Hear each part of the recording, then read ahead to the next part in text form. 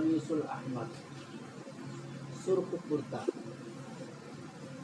اس کا دوسرا جو حصہ ہے یعنی جو آگے کا صفحہ ہے اس میں اس قمیص احمر کی وجہ تسمیہ سامنے آئے گی کہ کیوں اس مضمون کو القمیص الاحمر کا نام دیا گیا ہے۔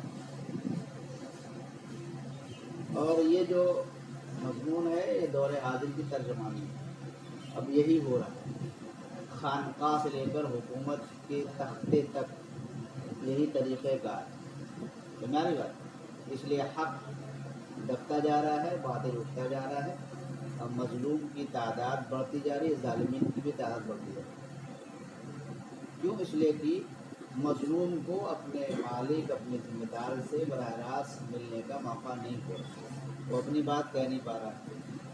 اب جو درمیان میں افراد لگائے ہیں وہ منصف نہیں ہیں، خوف خدا کے حامل نہیں ہیں، جس کی وجہ سے وہ جو چاہتے ہیں وہ ذکر کرتے ہیں، جو پہنچانا وہ چھوڑ دیتے ہیں، جیسا کہ ابھی سبق کے اندر آپ کے آئے تھے۔ سنیے، القمیص الاحمر، سرخ کرتا، لابن عبد ربی، کہتے ہیں بینما المنصور فی الطواف بالبیت لیلا، رات کو بیت اللہ کے طواف میں منصور مشغول تھا، اسی دوران سمع قائلا یقول، اچانک کسی کہنے والے کو یہ کہتے سنا، اللہ، اس کا ترجمہ عام طور سے نہیں کرتے ہیں، کرتے تو یا اللہ کہتے ہیں، ٹھیک ہے، ورنہ یہ تقیہ کلام، عربوں کے کیا ہے تقیہ کلام ہے، اللہ، انی اشکو الیک ظہور البغی والفساد فی الارض وما یحول بین الحق واہلہ من الطمع۔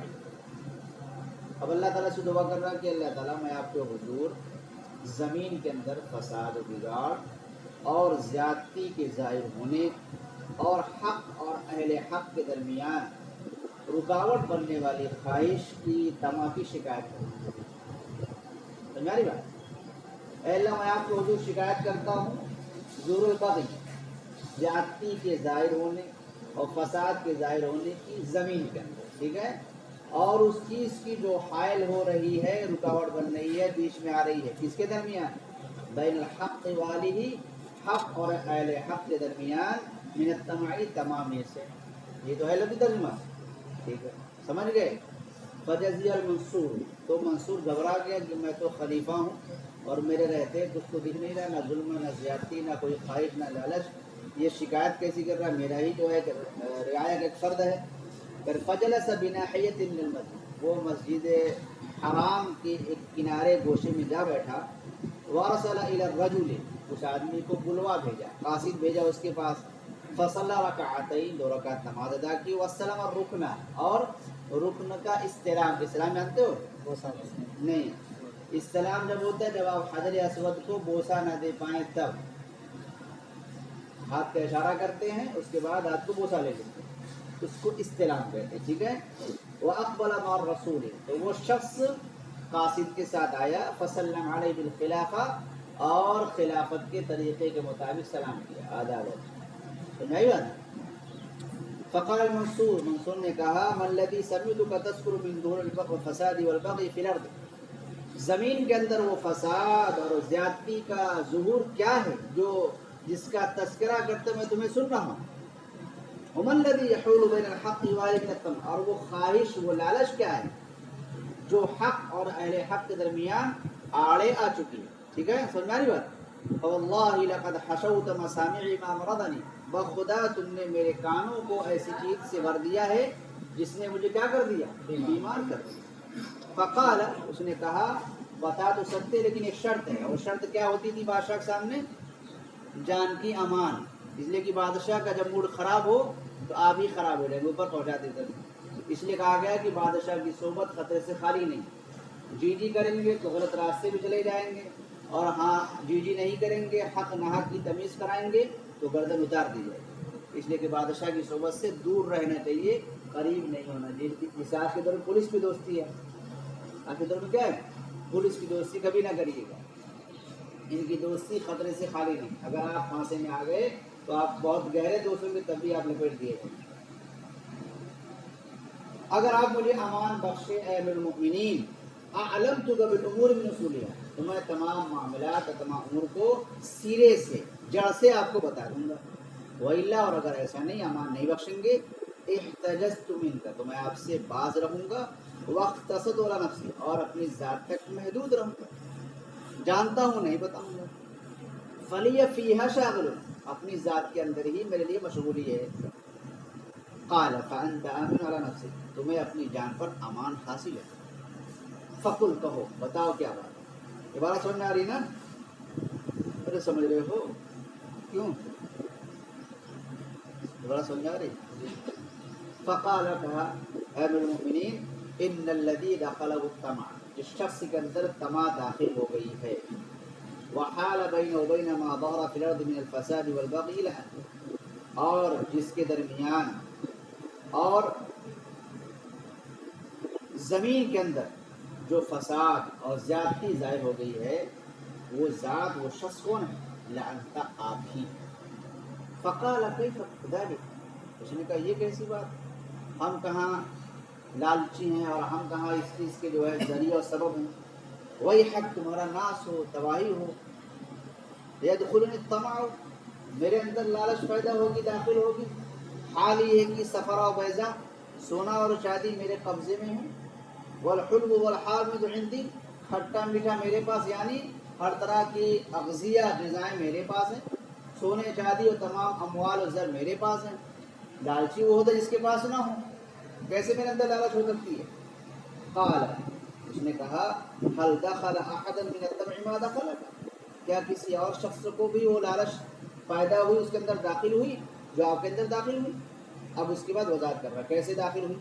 इन्नल्लाह अस्तरआका अमर इबादी, अल्लाह रब्बुल इज़्ज़त ने आपको अपने बंदों के मामले का जिम्मेदार बनाया, वो अमवालहुम, और उनके माल का निगरान बनाया। फ़अग़फ़लत अन उमूरहुम, आपने उनके मामलात से क्या है, गफलत बरती और गफलत में डाल दिया। वह तमम्त बिजम मालिहिम, उनके माल को जमा करने से दिलचस्पी ली आपने। वजअलत बैनक व बैनहुम हिजाबन, और आपने अपने उनके दरमियान रुकावट खड़ी कर दी। मिनल जस्सी वल आजुर्री, चूने और ईंट की। वह अबवाब मिनल हदीद, और लोहे के दरवाजे कायम कर दिए। तो मेरी बात, वह हुर्रासन मअहुम सिला, और हथियार बंद चौकीदार खड़े कर दिए। हथियार के साथ होते नहीं होते। तुम सजनत नफ्सक अन्हुम फ़ीहा, फिर आप लोगों से अपने आप को दूर करके उसमें कैद कर लिए। वह अंदर बैठे हुए, बाहर निकल नहीं रहे। बाहर की तमाम खबरें आपके पास खुद चल के आ रही, आप बराह रास्त बिला वास्ता तहकीक नहीं कर रहे हैं। वबअस्त उम्मालक फ़ी जिबायतिल अमवाल व जमइहा, और आपने अपने आमिलीन को भेज दिया है माल को वसूलने और जमा करने के लिए। बंगारी वाला समझ रहे हो? हैं जी, ये बात समझ रहे हो? हाँ, ना सुन रहे फौरन बोलना। वो अमर अल्लाह दुखुल अलैका हद मिन रिजाल, और आपने इस बात का हुक्म दे दिया है कि कोई भी शख्स आपके पास ना आ सके, इल्ला फलान व फलान, मगर फला फला आएगा।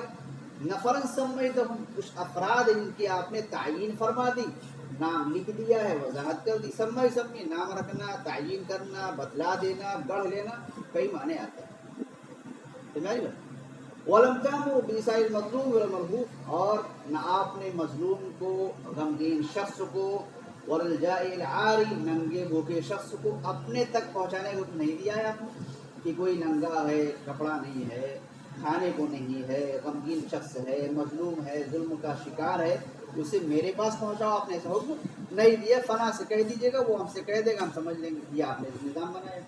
वाला अहद, याद रखिए, वाला अहद इल्ला वलहु फी हज़ल माल हक़्क़ुन, और कोई शख्स नहीं है मगर उसका इस माल में हक, यानी हर शख्स का इस माल में हक वाबस्ता, इसलिए कि आपकी रियाया है।